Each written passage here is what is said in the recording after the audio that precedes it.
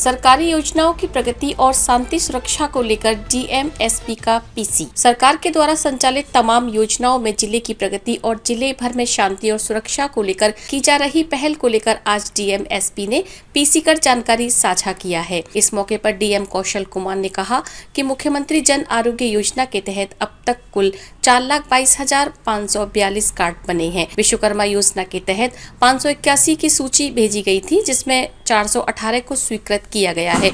वहीं लघु उद्यमी योजना के तहत अब तक 1093 आवेदन स्वीकृत किए गए हैं। कहा कि आगामी चुनाव को लेकर तैयारी चल रही है, मतदान का प्रतिशत बढ़े इसके लिए आवश्यक पहल की जा रही है। वहीं इस मौके पर एसपी शैसव यादव ने कहा कि जिले भर में अपराध रोकने और नशा के सेवन और अवैध कारोबार पर रोक लगाने के लिए पुलिस प्रशासन द्वारा आवश्यक पहल की जा रही है।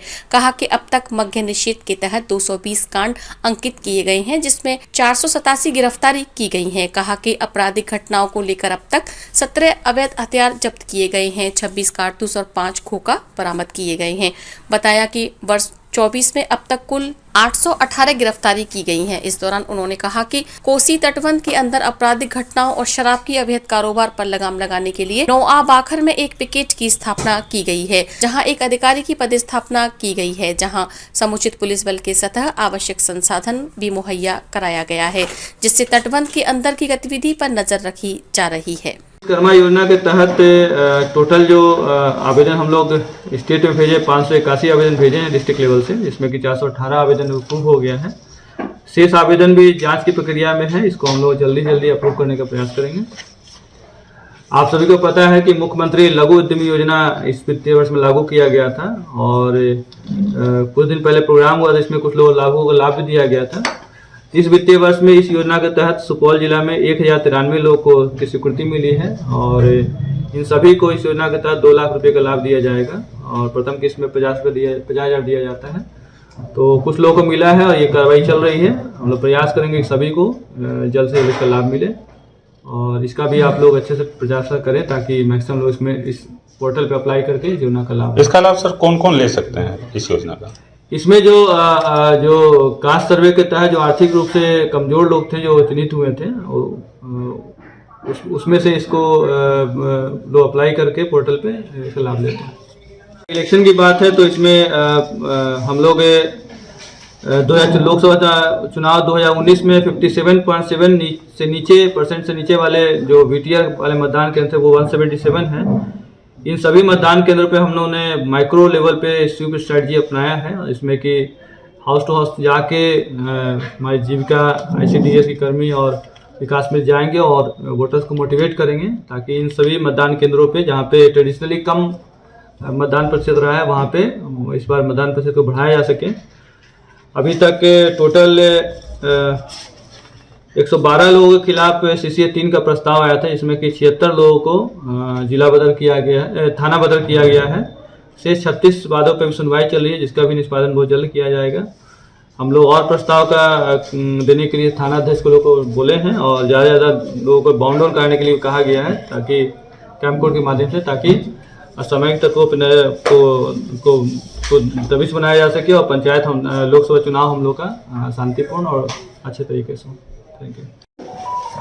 इसमें एक छापेमारी की जा रही है अवैध शराब के विरुद्ध और कुल 11,758 लीटर शराब जब्त किया गया है, जिसमें देसी शराब 8183 लीटर और विदेशी शराब 3575 लीटर है।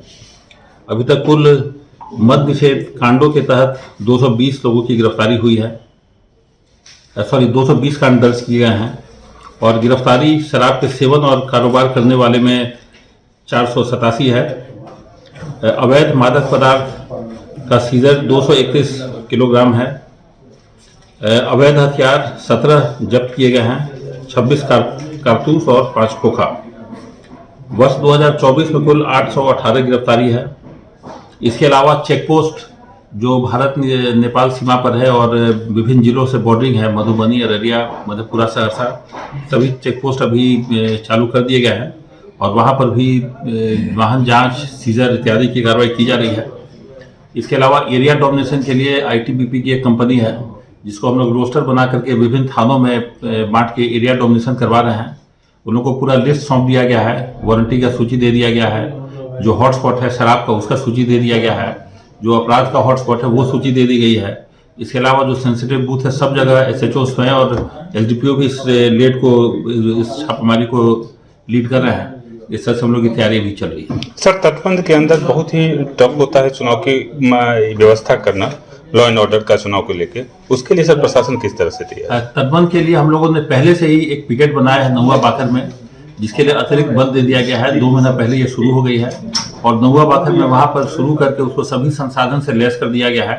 वहाँ पर जनरेटर है, उनके पास बैटरी है, बिजली है, सब तरह की सुविधा है, वाहन भी है। वहाँ पर एक पदाधिकारी भी वहाँ नामित कर दिए गया है और वो बांध के भीतर के क्षेत्र में एरिया डोमिनेशन करता है, जिसपे प्रत्येक सप्ताह SDPO स्वयं वहाँ पर लीड करते हैं और उन लोगों को सूची भी उपलब्ध करा दी गई है जितने भी फिरारी अभियुक्त हैं। और जो रास्ता से जिससे हम लोग को जानकारी मिलती है कि शराब और NDPS आइटम का तस्कर होता है, तो वो काफ़ी पहले से हम लोग तैयारी कर दिए हैं, जिसका फलाफल काफ़ी अच्छा है और वहाँ से काफ़ी अभियुक्त की गिरफ्तारी भी है, सीजर भी वहाँ से हो रहा है। तो बांध के अंदर का भी हम लोग का तैयारी है और उसके अलावा इन एडिशन टू दैट हम लोग ITBP से हम लोग जो एरिया डोमिनेशन करा रहे हैं, तो बांध के भीतर का जो हम लोग का थाना है वो बीरपुर है, भीमनगर है, रतनपुरा है, डगमारा है, कुनौली है, भपटियाही, किशनपुर, सुपौल, ये सभी थाने रूट चार्ट बना करके बांध के अंदर एरिया डोमिनेशन की कार्रवाई कर रहे हैं, जिसका काफ़ी अच्छा फीडबैक मिल रहा है।